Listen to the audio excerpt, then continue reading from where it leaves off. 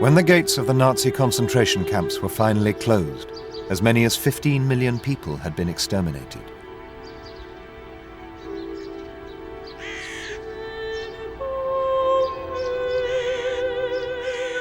In the 60 years since the Second World War, Germany has come to terms with what took place in these camps. But what few people realize is that places like Auschwitz were not Germany's first concentration camps, and the Holocaust was not Germany's first genocide.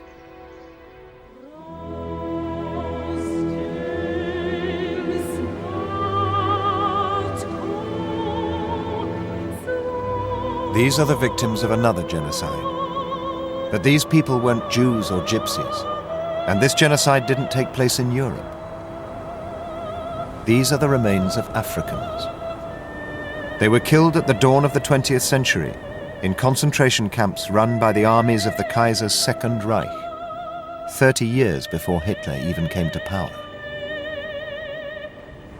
They lie here, forgotten, in the desert wastelands of what is today the modern African state of Namibia.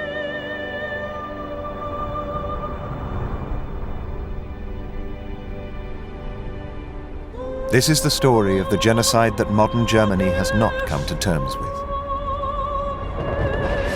For 100 years, what happened in Germany's long-lost African empire has been hidden.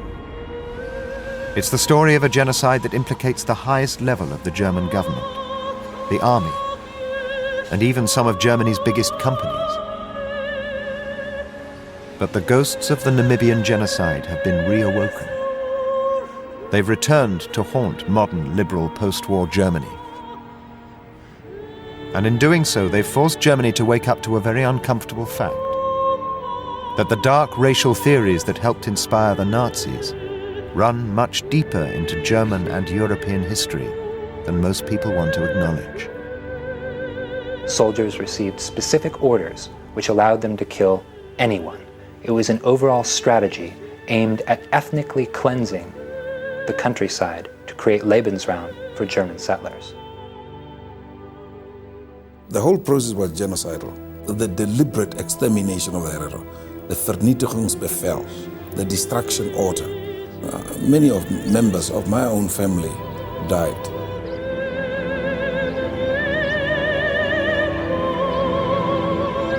Today, the grandchildren of those who survived the Namibian genocide have begun to fight for compensation, and for Germany to acknowledge the first genocide of the 20th century, the genocide of the Second Reich.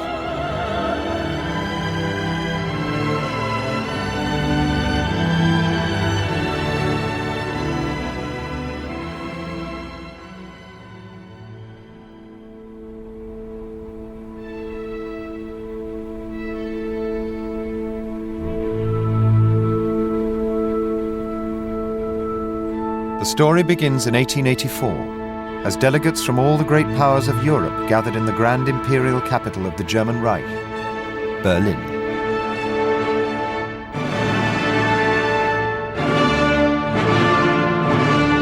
They met to carve up an entire continent. Germany did well out of the scramble for Africa, taking full control of Togo, Cameroon, German East Africa, and German Southwest Africa. But just as Germany was beginning her imperial project, new theories were sweeping across Europe that were to have a powerful influence upon that new empire. Some of the most influential were those of a now-forgotten geographer called Friedrich Ratzel. Friedrich Ratzel was a late 19th, early 20th century German geographer who taught at the University of Leipzig, and he is most famous today for having created Lebensraum theory, the idea that a people or nation must have space, and increasing space as they grow, in order to survive and prosper.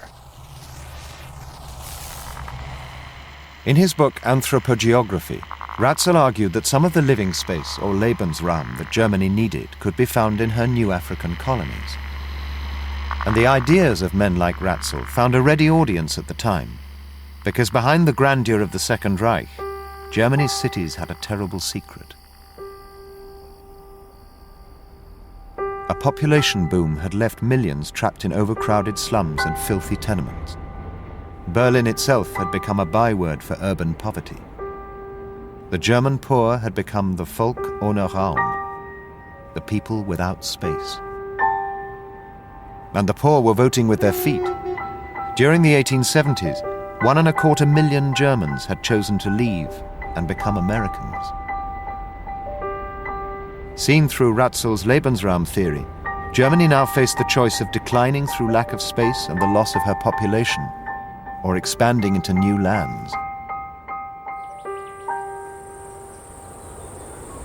If she could settle her new African colonies with German farmers, these lands would become satellite states that would spread the German race across the world. A greater Second Reich would emerge, stronger and healthier. But only one of Germany's African colonies seemed to offer any real potential for the settlement of farmers and their families. Namibia, or as it was called then, German Southwest Africa. Friedrich Ratzel and other supporters of imperialism promoted Southwest Africa as an ideal source of Lebensraum. It was mainly free of tropical disease, and although much of it was desert, there were huge tracts of land suitable for farming cattle.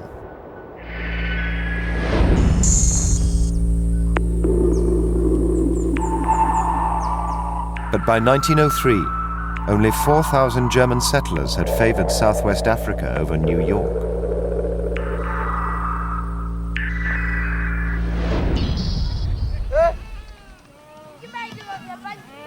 One reason for the slow pace of colonization was that the land was already the living space of the local African peoples.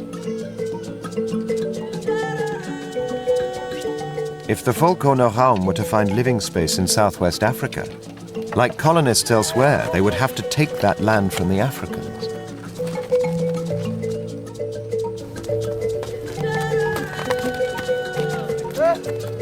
The best land in the colony belonged to a formidable people called the Herero. The Herero of central Namibia had been in contact with the outside world since the early 1800s. They had wagons, their ox wagons. They had a whole section of the society which could read and write. They were extremely well armed with the latest in firearms. These people were not people who were out of touch with what was going on in the rest of the world. They were extremely well connected. Under the governor, Theodor Leutwein, Germany followed a colonial policy of negotiations, treaties, and bargaining with the powerful leaders of the Herero and the colony's other tribes. But for many of the settlers who came to German Southwest Africa, the power and influence of the Africans was completely at odds with the racial theories they had brought with them from Europe, and they resented it. For the settlers that came here, it would have been an unbearable situation, because the reality of Namibia was that they didn't own the land nor the resources. So you have this very strange, almost paradoxical colonial situation where the colonizer comes in and has to rent land and buy cattle from the people he's supposed to be colonizing. The issue of who was to own the land created huge tensions between the German settlers and the Africans. But what also began to push the two groups towards conflict was that many settlers were so convinced of their own racial supremacy, they began to believe they could treat the Africans with impunity. Normal Herero people were being made to work for Germans, and they had virtually no recourse to the law to protect themselves when they were abused. So there are very few cases in which Herero people even tried to seek legal redress when they were not paid, when they were beaten, when they were raped, or when someone in their family was killed. The reputation of German colonial soldiers when it came to the abuse of African women was so bad that it even became known back in Germany, as seen in this newspaper cartoon strip. And as the news of each murder and rape spread among the Herero, they became convinced that they had no option but to resist. They could see that the German settlers were determined to take their land, and to defend it, they began to consider rebellion. The German settlers want more and more land. They want land, they want it cheaply, and they want it now. And the German soldiers see themselves as the future settlers. They want to become settlers once they've finished their military service. And you have a situation where the German settlers and the German soldiers find one another in their desire for land. And they are opposed in this by Theodor Leutwein, the governor, and by the Herero. By Christmas 1903, the capital Windhoek was alive with rumours. In the bars, settlers and their allies in the army openly called for a war against the Herero. Governor Leutwein was now the only force in the colony preventing war. But at the exact moment when his cool head was most needed, a minor revolt in the south meant that he and most of the garrison left. The results were disastrous. Within weeks of the governor's departure, the extremists in the army finally pushed the Herero too far. They rose up and terrible scores were settled as the relatives of Herero, raped or killed by Germans, took their revenge. In the first few days, over 100 German soldiers and farmers were killed. But the rebellion provided the perfect pretext for the most radical among the settlers and the army to take over the land. They now set about the grim work of ethnically cleansing the colony of the Herero.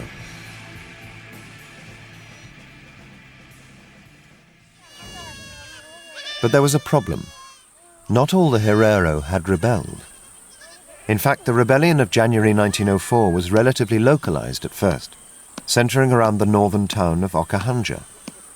Elsewhere, the Herero were just going about their normal lives. To achieve their aim of taking the land, the settlers and the army had to drag the whole Herero nation into the rebellion and transform it into a race war. The story of what happened in the tiny Herero town of Otjimbingwe shows how, once the war had started, it spread to engulf the whole of the Herero people. Today, Otjimbingwe is a forgotten backwater, but in 1904 it was an important Herero center. The Hereros of Otjimbingwe had close links with the community of German settlers with whom they shared the town.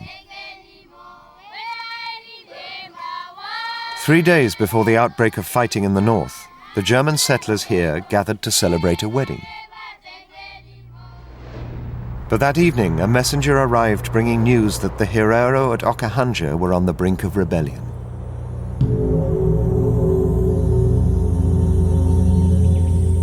Rather than panic, the missionaries of Otjimbingwe instead met with the Herero chief Zacharias, who declared his peaceful intentions. He even wrote a letter to Governor Leutwein, declaring his loyalty to Germany. But the next evening, a group of German soldiers arrived in the town with food and ammunition. During the following days, the white population from the whole area began to abandon their farms and gather in Otjimbingwe. And with each new arrival came a new story of the death and destruction that was sweeping across the colony. As their fears increased, the white population began to fortify a complex of farm buildings belonging to the Halbich family. The Herero, meanwhile, held their normal Sunday service.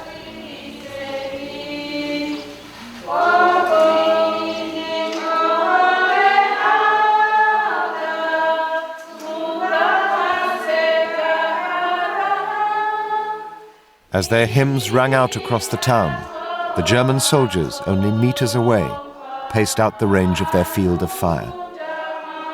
Barbed wire was strung around the building, and firing holes made in the walls of the Halbich station. On the 23rd of January, just 9 days after the start of the uprising at Okahanja, the German troops finally opened fire.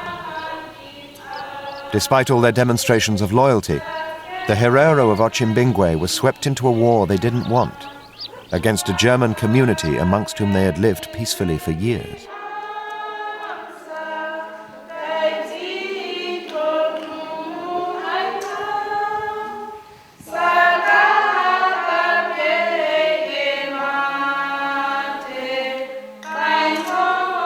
What was happening in Otjimbingwe was being repeated across the country. What had started as a rebellion was becoming a war.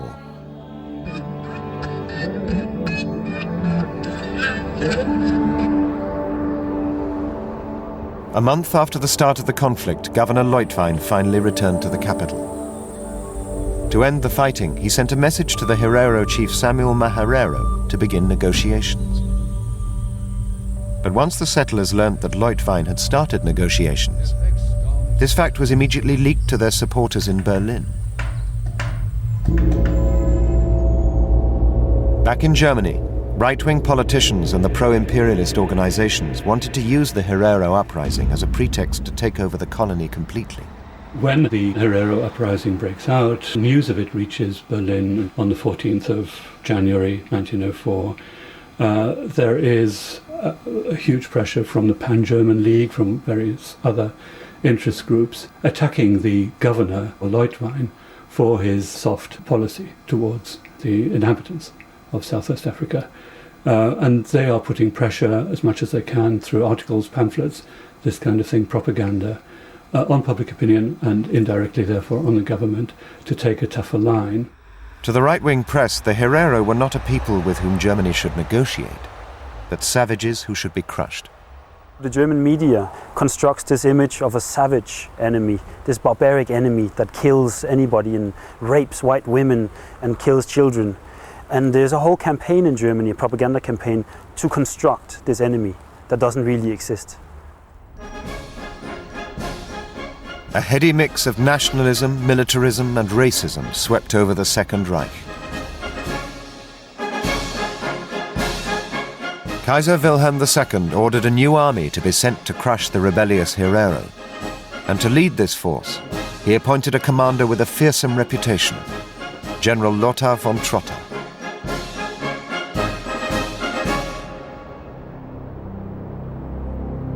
Six months after the start of the rebellion, von Trotter landed in southwest Africa.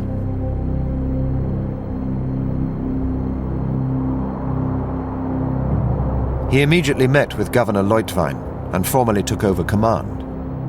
But at their meeting, Leutwein again appealed for negotiations to be resumed with the Herero. And this would have been the normal strategy in a colonial war. But the hysteria in Berlin meant that this no longer was a colonial war. Von Trotter is not there to negotiate. For von Trotter, negotiation is a sign of weakness. For von Trotter, negotiation would be a shame to German honor, to German militarism. There is only one solution, the destruction of the Herero. Unfortunately for the Herero, they did not see that the rules of the game, as it were, had changed. Yet the rebellion that von Trotter had come to crush was essentially over. After the initial outburst of violence, the Herero had changed their tactics. After twice fighting the German garrison to a stalemate, the Herero had started to avoid all contact with the Germans. The entire people had instead moved as far away from the German settlements as they could get.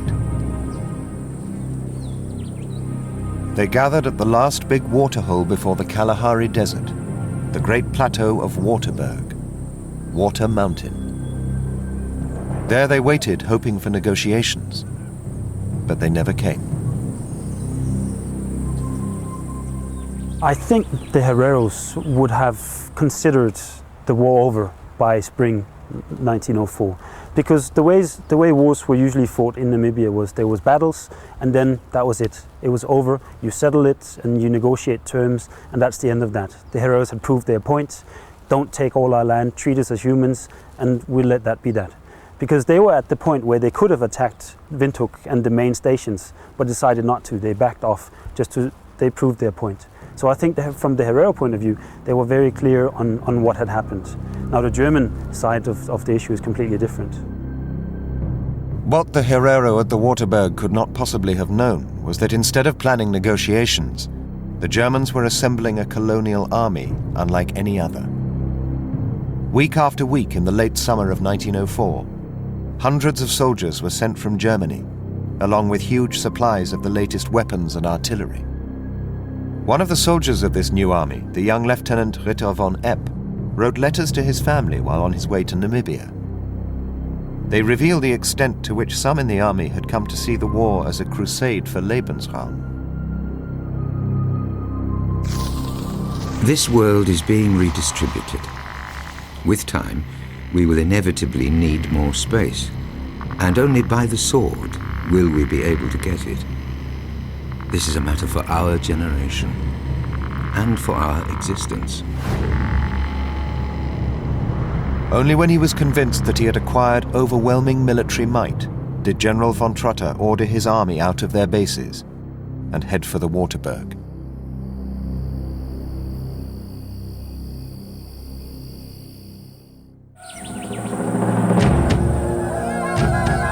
On the morning of the 11th of August 1904, the German cannons and machine guns began to fire on the Herero.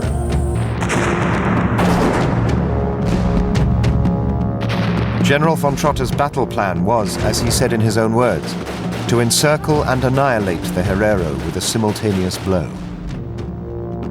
But these plans were not what they seemed. Von Trotter had left one side of the encirclement weaker, knowing that when they were defeated, the Herero would have to retreat through this gap in the German line. This would force them to escape eastwards. And to the east lay the desert that the Herero called the Omahake, but we know as the Kalahari. By the end of the battle, this was exactly what was happening.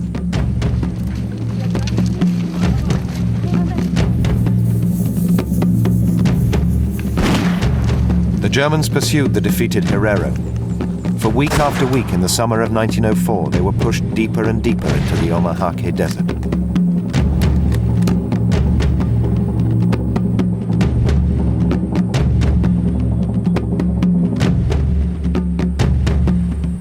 Once the Herero had been forced past the last waterholes, the Germans built a 200-mile-long line of guard posts to seal them in the desert.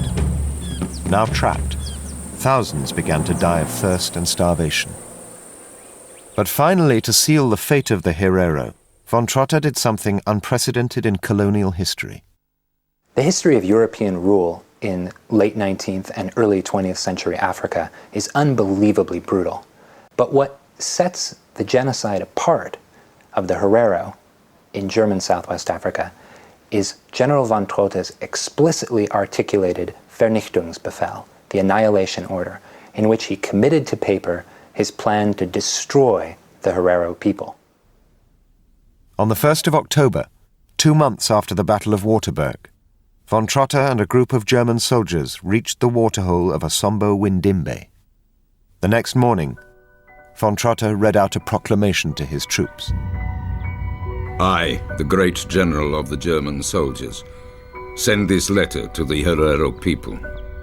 Within the German borders, every Herero, with or without a gun, will be shot.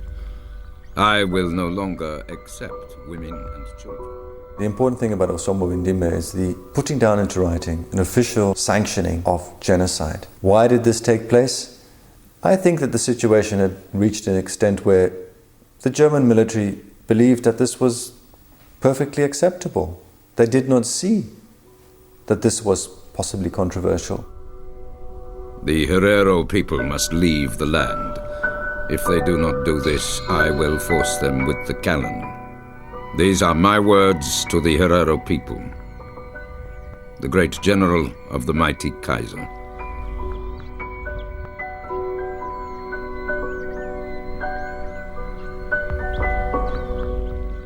The thousands of starving Herero in the Omahake now seemingly had no hope. But in Berlin, the news of von Trotter's extermination order was a shock. The army and its supporters in the Reichstag had badly misjudged the changeable mood of the German people. When news of the brutality with which Trotter and his troops are putting down the uprising reaches Germany, there are huge and radical protests, above all in the Reichstag, above all among the Centre Party. On this issue, they are radically opposed to the actual policies being conducted. And there are also newspaper articles. It's a national scandal, if you like. Despite the scandal, the Kaiser refused to order von Trotter to rescind his extermination order. For 2 further months, the Hereros were hunted down in the Omahake, until finally the government forced the Kaiser's hand. On the morning of the 9th of December, a telegram was sent ordering von Trotter to accept the surrender of the Herero.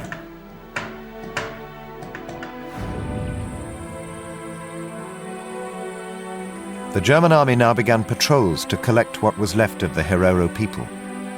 13,000 were rounded up. Soldiers took photographs of their work.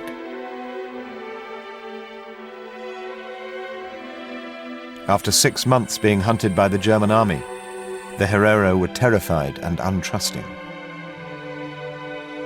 To persuade them to surrender, German soldiers and missionaries told the Herero that they'd been pardoned by the Kaiser and would now be allowed to return to their homelands. But this was a lie. What Germany now began was an extension of their policy of extermination, using more efficient 20th century methods.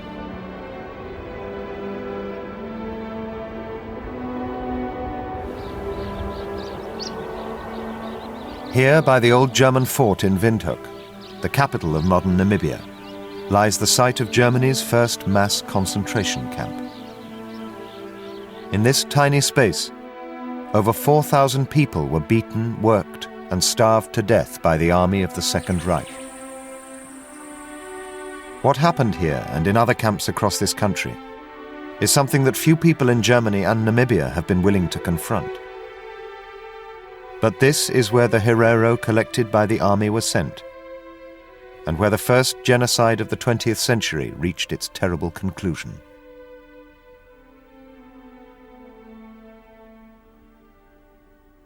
In 1904, concentration camps were a military innovation that had only been used twice before. But in Namibia, the concept was applied in a completely new way. Concentration camps in the British model in South Africa or the original Spanish model in Cuba were essentially designed to separate freedom fighters from the people who supported them. In German Southwest Africa, something very different was going on. There were no more free Herero people. They were all, or almost all, in camps. In the early months of 1905, the Herero was shuttled around the country in cattle trucks. Thousands of them arrived here in Swakopmund. This town, trapped between the great dunes of the Namib Desert and the icy cold waters of the South Atlantic, was the colony's main port. A concentration camp was built here because Swakopmund was a center of German industry and commerce, a place where the slave labor of the prisoners could be best put to use. No one today knows exactly where Swakopmund's 2 concentration camps were located. Yet what happened in those camps was meticulously recorded, documented, and photographed by the Germans themselves. 3,000 Herero were imprisoned in Swakopmund. The majority were women and children. They were made to unload the ships that landed in port and to work on new building projects. Beatings were common, but the conditions in the camps alone proved fatal for many Herero prisoners.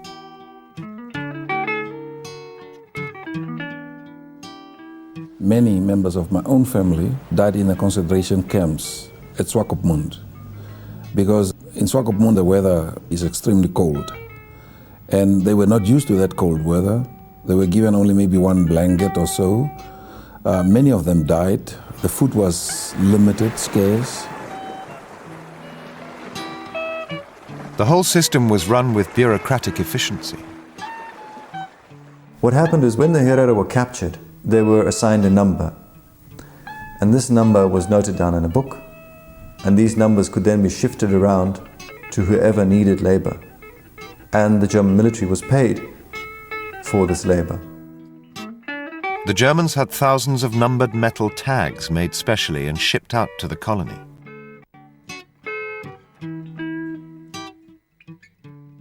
This one is apparently unique in that the number was scratched and another number was put on, because it seems like sometimes they reuse it.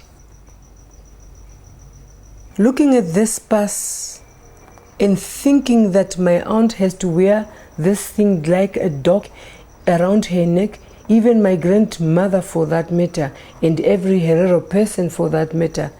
It's, I don't know, I don't think there are words to express the pain.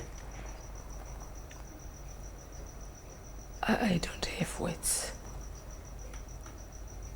It's painful. The concentration camps were vast reservoirs of slave labor. As the colony's economy began to boom, the army began to rent Herero slaves to private business at a cost of 10 marks a month. But incredibly, some companies were so big that they were permitted to run their own concentration camps. In Swakopmund and in other cities as well, you would have the camp of the German military, and then you would have camps which were run by private enterprise. One of these camps was the Verman Company, which is one of the shipping companies. They had their own camp in which they kept people, in which they would use these people for labor. This shopping mall stands on what is believed to be the site of a concentration camp once owned and administered by the Verman shipping line.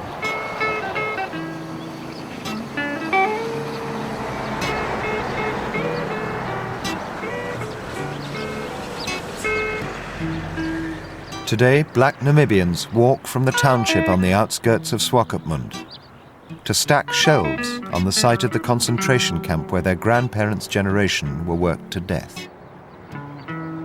Deaths that were grimly and accurately recorded by the German authorities.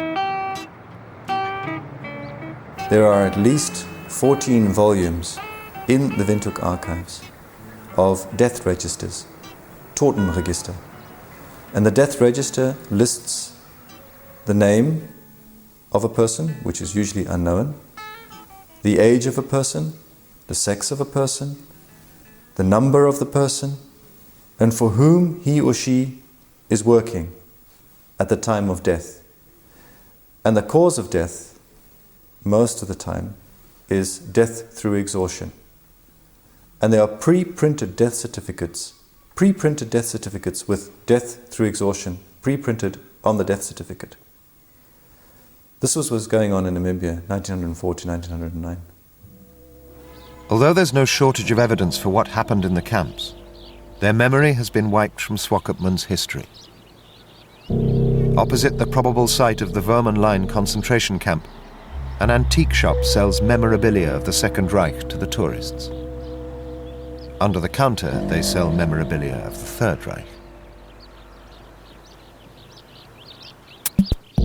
About 2,000 Herero died in Swakopmund between 1904 and 1909. But there is no monument or plaque to mark the site of so much suffering.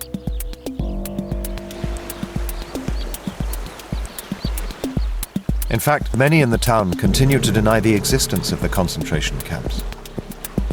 Each summer, the sun transforms Swakopmund into the jewel in modern Namibia's tourist industry. It's marketed as a little Germany under the African sun. The terrible past of this town is not allowed to intrude.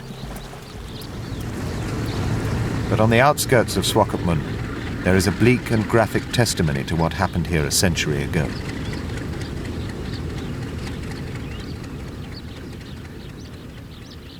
Each of these mounds is the shallow grave of a victim of Swakopmund's concentration camps.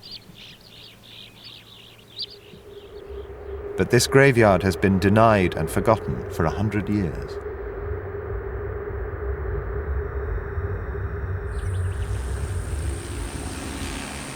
Today, this cemetery is the playground for tourists who ride dune buggies over the remains of the Herero dead. We know that there are mass graves along the Swakop River in Swakopmund. We know that there are mass graves in the shunting yards in Windhoek. And we know that in Luderitz, the people were simply thrown into the sea. But there is no monument to the people who died in the wars between 1904 and 1909. There is no monument to the first genocides of the 20th century. Slave labor from the concentration camps was used to build a new German Southwest Africa.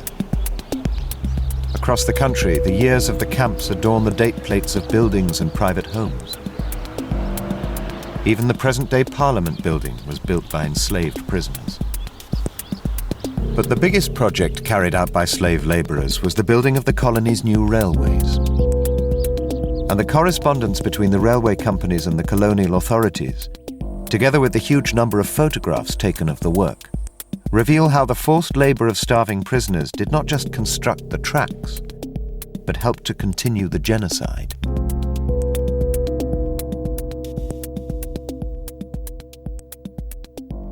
The best documented of the railway projects was the building of a new line in the south.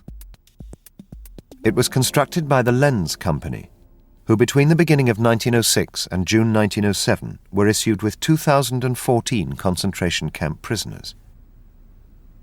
After just 6 months' work, the Lens Company reported to the colonial government that 1,359 of the prisoners had died, 67.48%.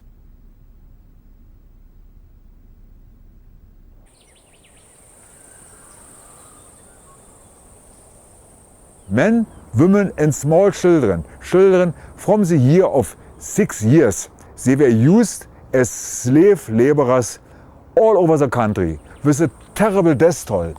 For instance, on the Lüderitz-Aus railway line, you can see every sleeper. There's one dead body. The Lüderitz-Aus railway line was built to connect Lüderitz, the colony's second port, to the interior. Thanks to the war, this bleak and windswept harbour was for the first and last time in its history suddenly of strategic importance to the army. And while thousands were dying building the railways, Lüderitz itself was also being rebuilt by slave labour.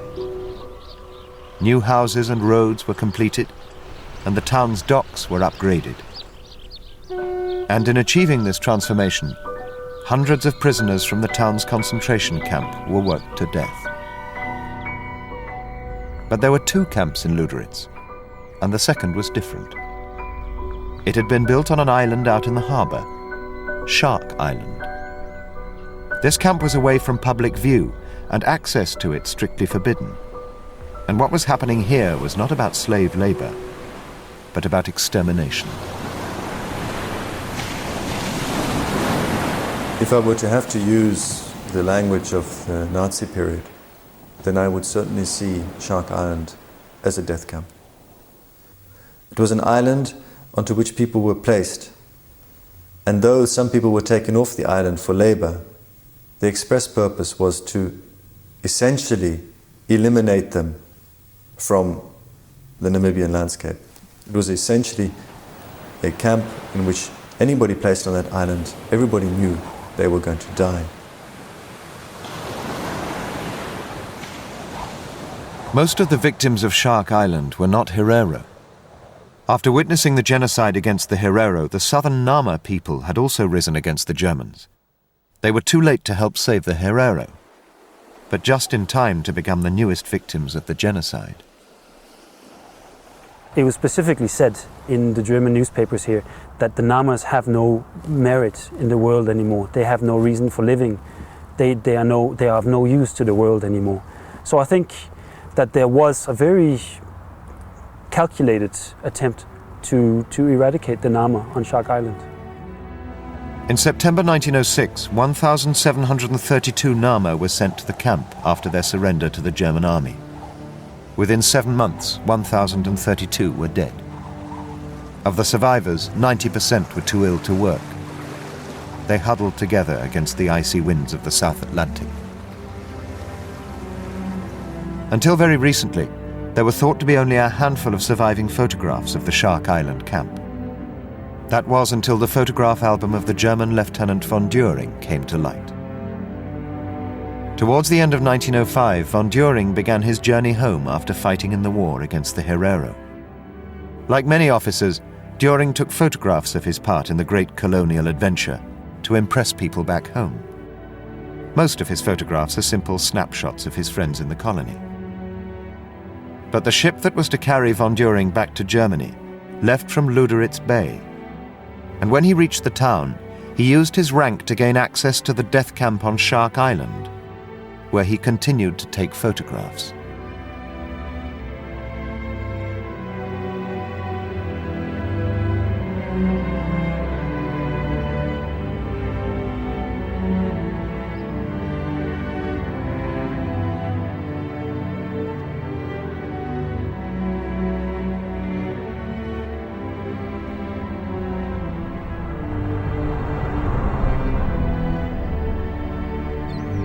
Shark Island is now the municipal camping site for the town of Lüderitz. Visitors come here to spend the night, almost all of them completely unaware that they're camping in a place that was to provide the blueprint for the death camps of the 20th century. The death camp at Shark Island very clearly is linked to the Vernichtungslager, or annihilation camp, of the Nazi regime. In both cases, prisoners were collected from faraway locations and then shipped via rail in cattle cars, called transport in both cases, and then moved to a remote location beyond the public gaze where they were systematically destroyed. The vast industrial killings of Auschwitz and the other Nazi death camps lay in the future, but the idea of separating people out and simply killing them as quickly as possible was probably born at Shark Island in German Southwest Africa. There is another aspect of what happened on Shark Island that is horribly similar to what happened in the death camps of the Third Reich. The guards at Shark Island and other camps became involved in the racial sciences that had originally been used to justify the war.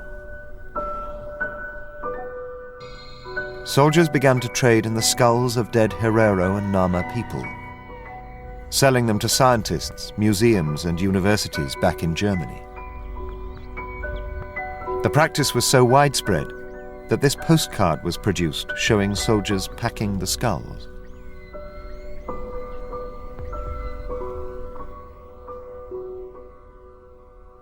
But these horrific pictures are of the severed heads of Namqua prisoners, probably from Shark Island.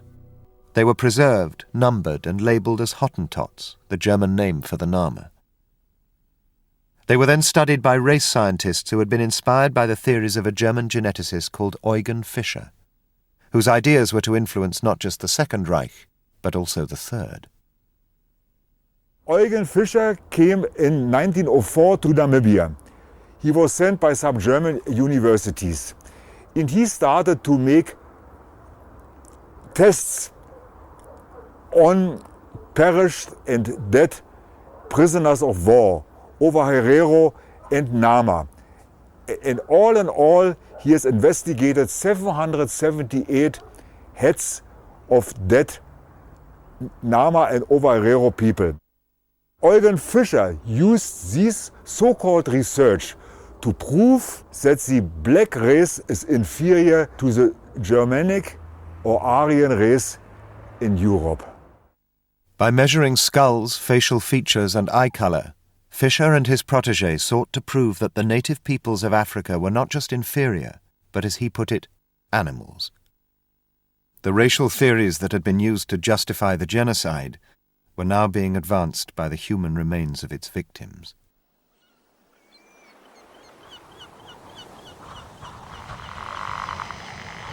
By 1908, the concentration camps were finally shut down. 3/4 of the Herero, 65,000 people, had been killed.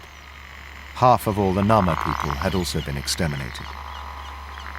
Across the country, hundreds of villages stood empty, and German Southwest Africa finally belonged to the Germans. The settlers now had all the living space they would ever need. Friedrich Ratzel's dream of Lebensraum in Africa had been made real. The last of the Herero and Namqua were literally sold off to German farmers as slaves.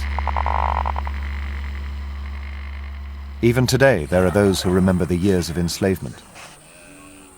Evangeline Kanyoka was born in 1909, when her parents were living as slaves.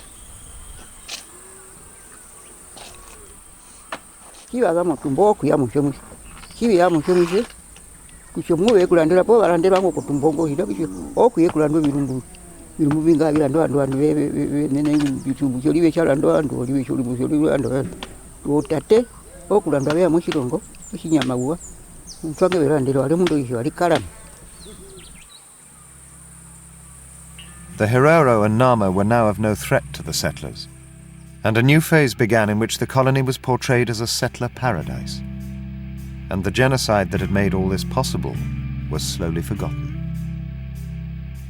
Throughout the country, the sites of concentration camps in the desert and on the coast were also forgotten.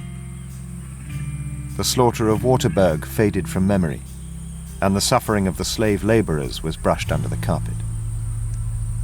A new history of the colony was fabricated, in which the events of 1904-1909 were transformed from a genocide into a glorious imperial war. But the racial theories that had allowed Germany to kill thousands of Herero and Nama lived on.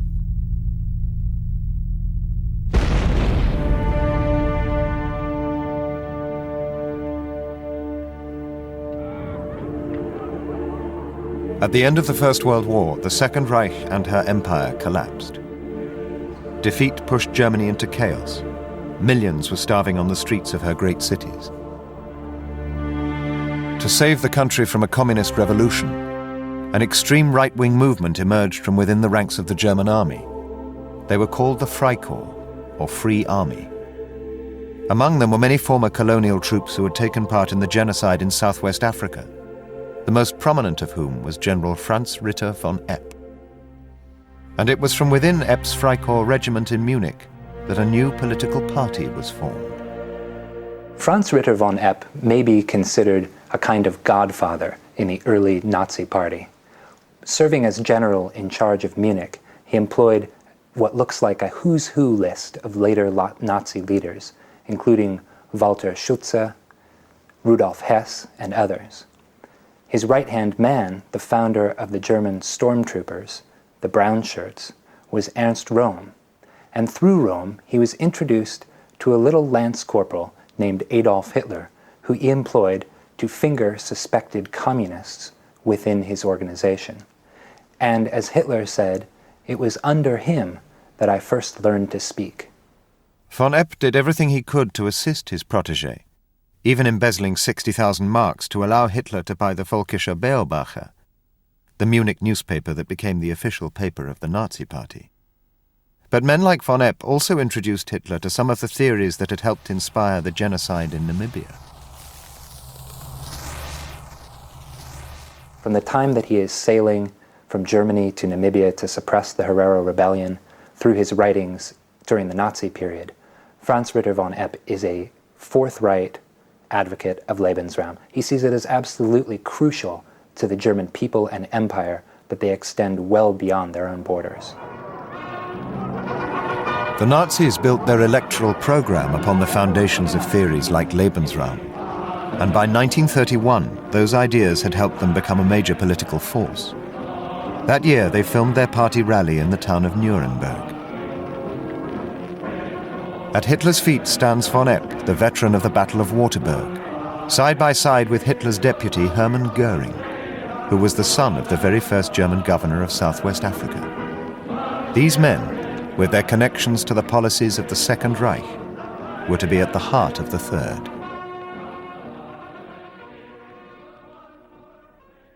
Just 2 years later, that Third Reich was born. Once in power, the Nazis began to apply their racial theories. But those theories had been built back in the early days of the party, with the help of books written by a man whose ideas were born in Southwest Africa, Eugen Fischer. And these books were read by Adolf Hitler. And even on 11 pages of Hitler's book, My Struggle, Mein Kampf, you can find a direct reference to Eugen Fischer's works. And when Hitler came to power in 1933, Eugen Fischer got many German honors. Under the Nazis, Fischer became one of the most powerful men in the world of German racial science. Much of his work was done through the Kaiser Wilhelm Institute in the suburbs of Berlin. Scientists here carried out hundreds of experiments and investigations to find justification for Nazi racial theory. And it was here that Fischer's ideas from Southwest Africa were remolded and advanced for use by the Nazis.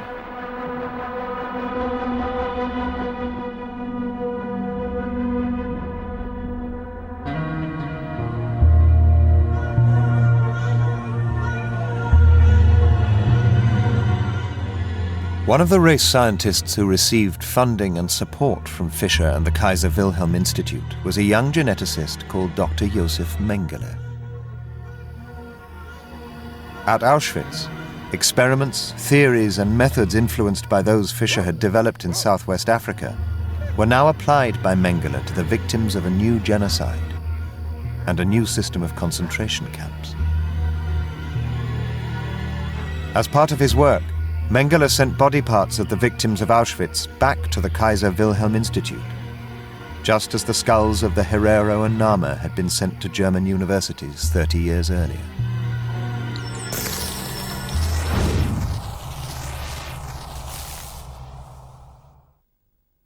At the end of the war, Ritter von Epp and Hermann Goering were once again side by side, this time as prisoners of war. They and the rest of the surviving Nazi leadership were put on trial. But the trial that took place in this courtroom in Nuremberg made little attempt to explore the links between the crimes of the Second Reich and those of the Nazis.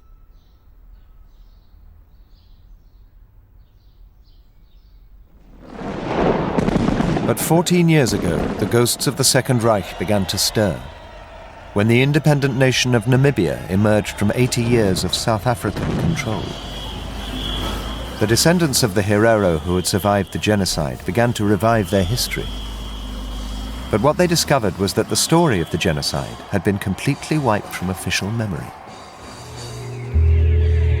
3 generations of white Namibians had been born into a nation where only their history was officially accepted. And many struggled to accept what the Herero said about the genocide. This was a country that seemed sure of its past. Even today, there is not a single official monument to those who died in the genocide in Namibia. Under the Germans, memorials and statues to the soldiers who took part in the colonial wars of the Second Reich had become national monuments. A cult of denial had taken hold. Histories had been written that were at odds with the actual documents in the National Archives and the memories of men like General von Trotha. But most controversially, the Germans had built a huge statue to celebrate their victory over the Herero, actually on the site of their biggest concentration camp. You are reminded when you look at these things as the most ugly representation of our history. It's not our horse. It's not our rider. Every time we look at that horse and the rider, it reminds us of our suffering and extermination by the Germans. But the issue that the Herero have chosen to fight over is land. Most of the Herero and Namqua land confiscated by the Kaiser in 1905 remains in the hands of 4,000 white commercial farmers. For most black Namibians, theirs is a country behind fences, off limits.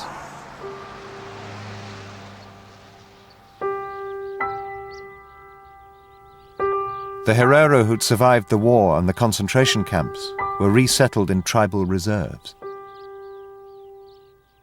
The land my family owned belongs now to a German farmer. It's no longer ours. Our people subsequently were pushed into the barren areas of the Kalahari, in the semi-desert area. That's why they farmed, and that's where I grew up. That part is painful. Until it is redressed, it will continue to be painful. For 4 years, Herero leaders have been embroiled in a legal case against the German government for $2 billion in reparations to buy back their former land.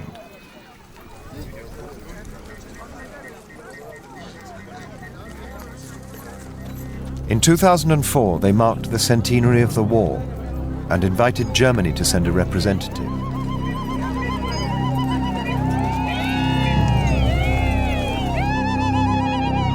The Herero wanted Germany to admit responsibility and use the word genocide. German Development Minister Heidemarie Wiecksereck-Zuhl came to speak at a Herero gathering on the actual site of the Battle of Waterberg.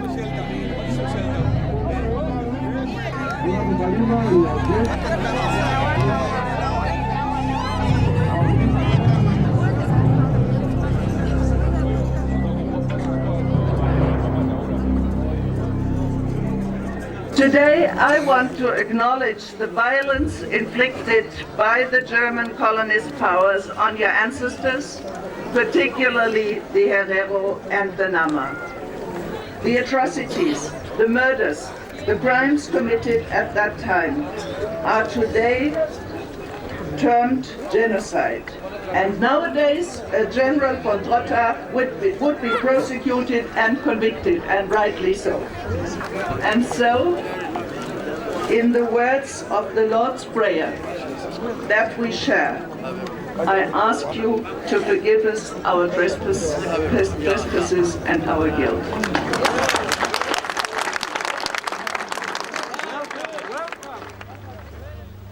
Germany's apology to the Herero and Nama people of Namibia is a brave and almost unique step.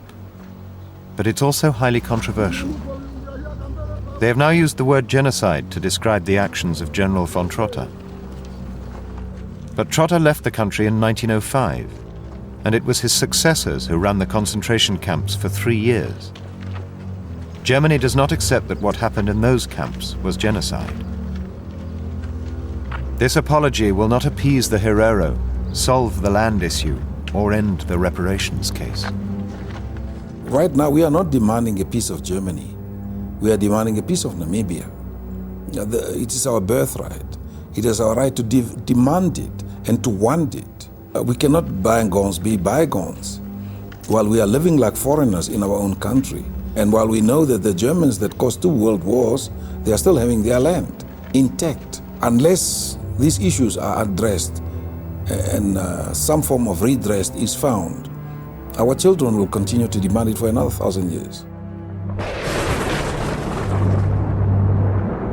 60 years ago, Germany began a process of acceptance and apology for the Holocaust in the Second World War. But many in Germany also claimed that the terrible crimes committed in those years were purely a product of Nazism, an aberration in German history. As the Herero continue to fight for compensation, they are confronting Germany with a history that is completely at odds with that claim. 30 years before Hitler, in a long-forgotten African empire, Germany killed thousands in the concentration camps of the Kaiser's army. This fact is tearing into the heart of the central myth upon which post-war Germany was built. And the ghosts of the Second Reich, now awoken, will not go away.